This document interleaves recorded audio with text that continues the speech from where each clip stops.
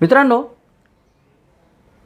अमोल मिटकरींनी केलेलं ब्राह्मण समाजाबद्दलचं बेजबाबदार वर्तन, त्या भाषणामध्ये, त्या सभेमध्ये जी त्यांनी बडबड केली ती बडबड, त्यानंतर छगन भुजबळांनी त्र्यंबकेश्वरच्या ब्राह्मणांबद्दल, पुजाऱ्यांबद्दल जे वक्तव्य केलं ते की त्र्यंबकेश्वरला सगळे पुजारी नुसता धंदा करतात,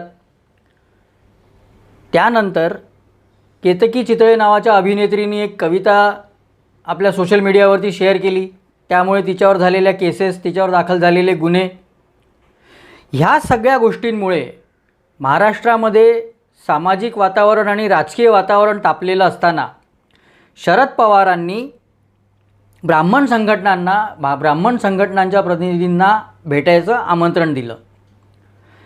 यावरून सुद्धा महाराष्ट्रामध्ये गरमागरम चर्चा होत होती. ती भेट झाल्याच्या नंतर त्या भेटीत काय झालं हे शरद पवारांनी त्याबद्दल जे वक्तव्य केलं, मग त्या बैठकीला उपस्थित असलेल्या ब्राह्मण संघटनांच्या प्रतिनिधींनी त्याचं खंडन केलं.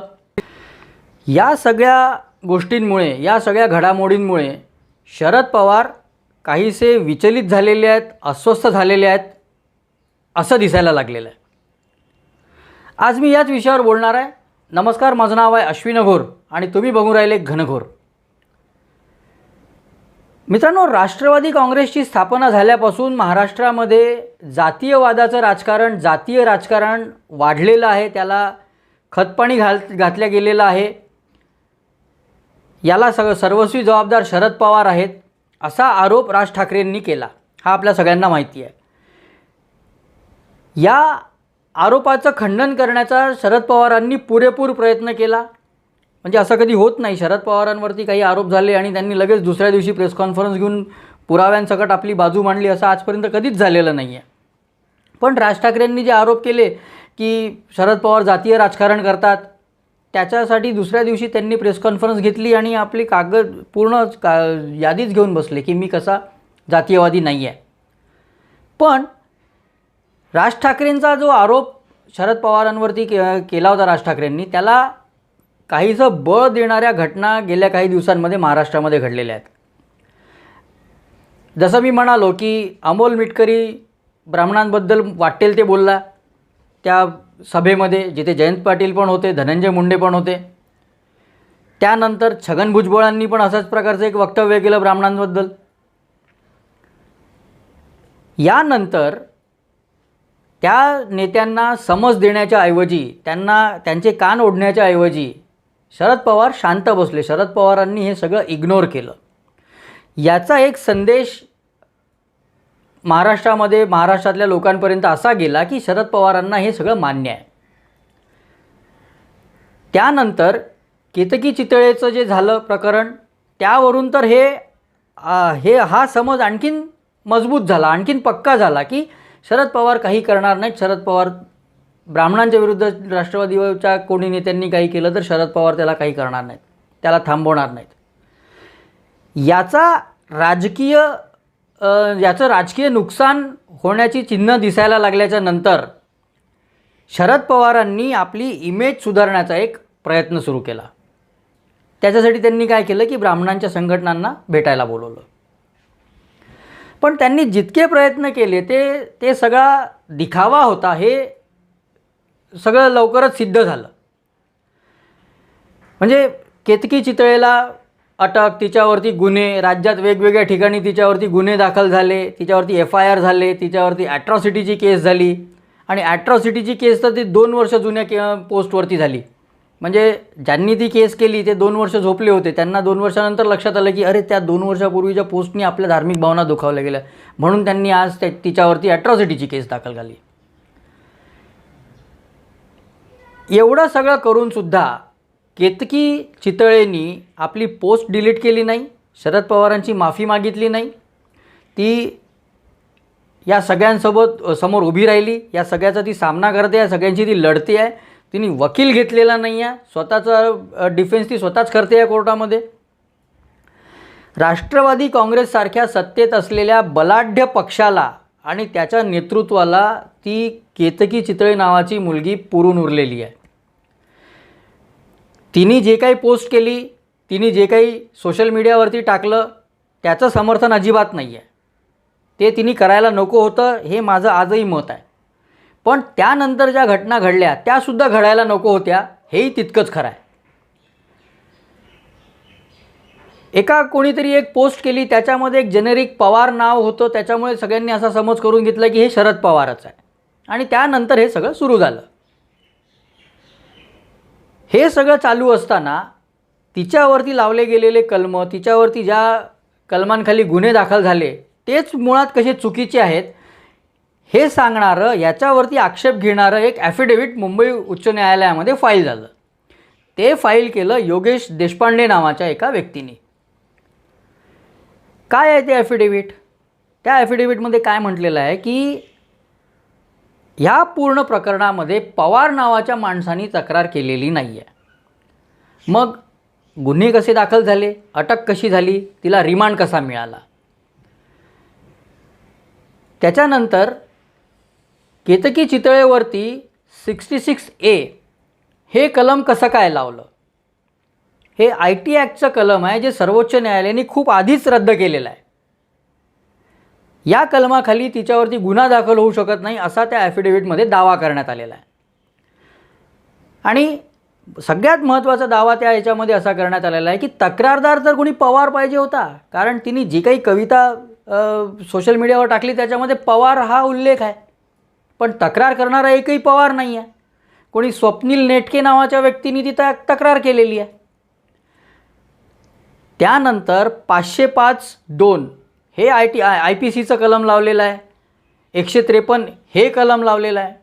हे दोन्ही कलम या केसमध्ये तिच्यावरती लागू शकत नाही असं ॲफिडेव्हिटमध्ये म्हटलेलं आहे. आणि या निर्णयावर पोलिसांनी हे जे काही केलं आहे याच्यावरती एक मोठा प्रश्नचिन्ह त्या ॲफिडेव्हिटमधनं लावण्यात आलेला आहे.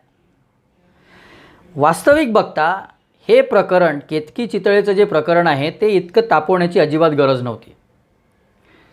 तिला समज देऊन, तंबी देऊन सोडून दिलं असतं तर उलट शरद पवार आणखीन मोठे झाले असते. जर असं वाटतं आहे की तिने जे पोस्ट केलं ते शरद पवारांच्या विरुद्ध केलेलं आहे आणि शरद पवारांवर टीका आहे असं जर वाटत असेल तर जर तिला तंबी देऊन सोडून दिलं असतं तर शरद पवार आणखीन मोठे झाले असते. मुळात ज्या माणसाने ती कविता केलेली आहे, कोणी भावे नावाचे वकील आहेत, तो माणूस कुठे आहे हे अजून कोणाला माहिती नाही. त्याच्यावरती गुन्हा काही दाखल झालेला नाही.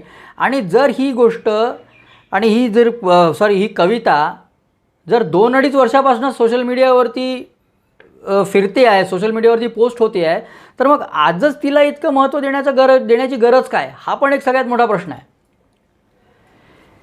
महाराष्ट्रामध्ये काहीही घटना घडली, कुठली मोठी घटना घडली तर त्या घटनेवरती भाष्य करायला शरद पवार सगळ्यात पुढे असतात. कोरेगाव भीमाचं प्रकरण घ्या, शहरी नक्षलवादाचं प्रकरण घ्या. कोरेगाव भीमामध्ये ज्या लोकांवरती केसेस दाखल झालेल्या आहेत, ज्यांना अटक झालेली आहे, त्यांच्याबद्दल संवेदना दाखवणारे शरद पवार केतकी चितळे प्रकरणात मात्र एकदम शांत आहेत. केतकी चितळेबद्दल ते काहीच बोलून नाही राहिले.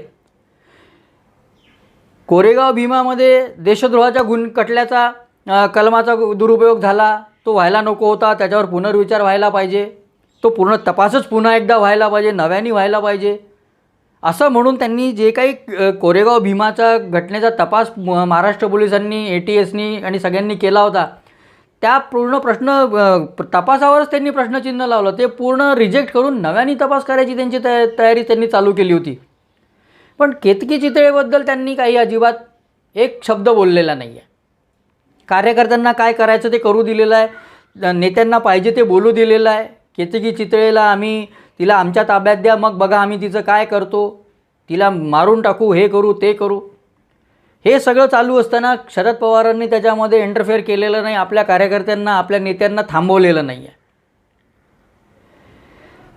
एकीकडे हे सगळं चालू आहे आणि दुसरीकडे सोशल मीडियावरती केतकी चितळेला जो पाठिंबा मिळतो आहे, केतकी चितळेच्या बाजूनी जे लोक उभे राहतात आहे ते बघून, आणि याला पार्श्वभूमी आहे की राष्ट्रवादीचे नेते जे ब्राह्मण विरोधी गरळ ओकत असतात येता जाता, त्याची या सगळ्या याला पार्श्वभूमी आहे.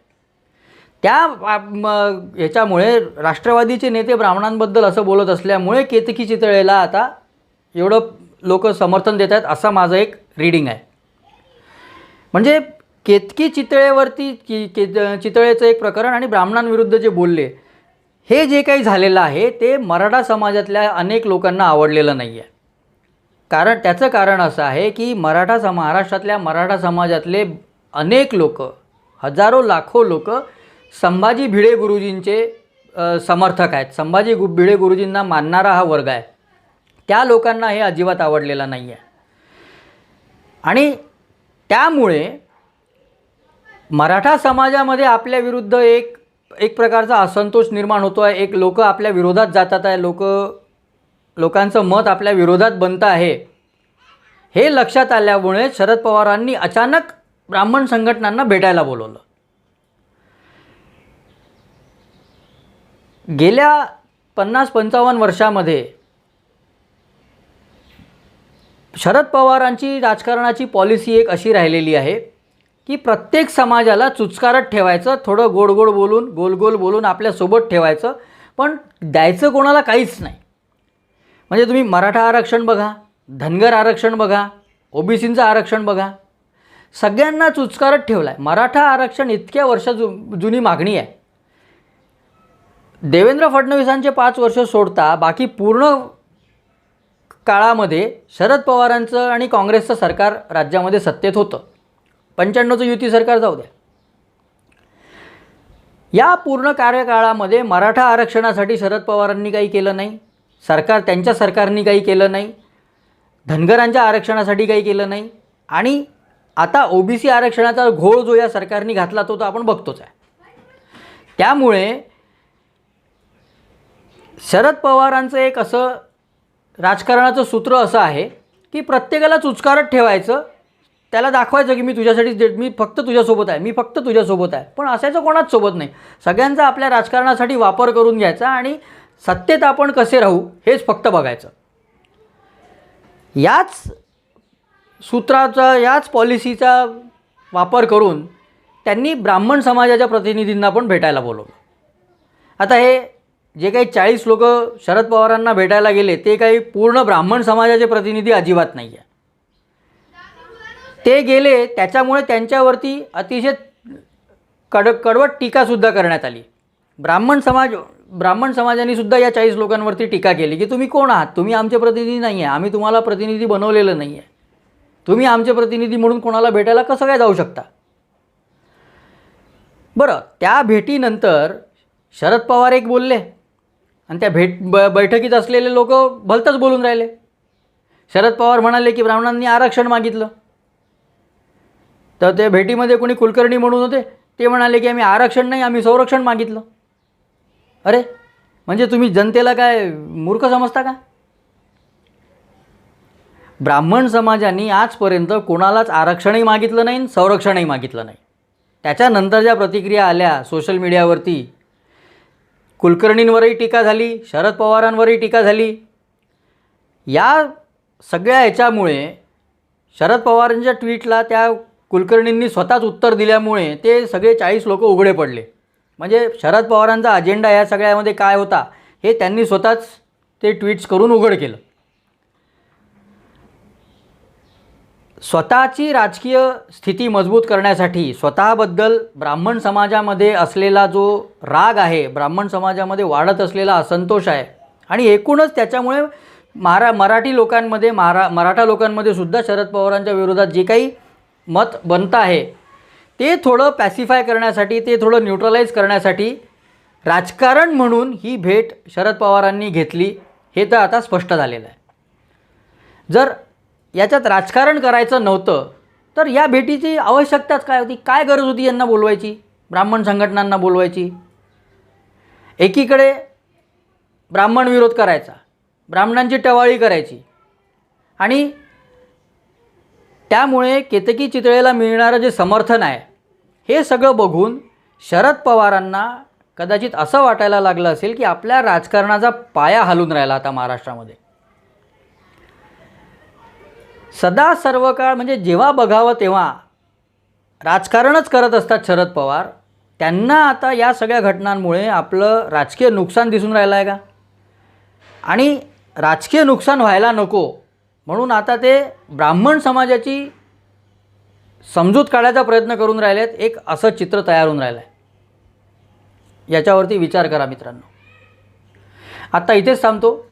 हा व्हिडिओ तुम्हाला आवडला असेल तर लाईक करा, मित्रपरिचितांसोबत शेअर करा आणि घनघोर चॅनलला जास्तीत जास्त सबस्क्राईब करा. धन्यवाद.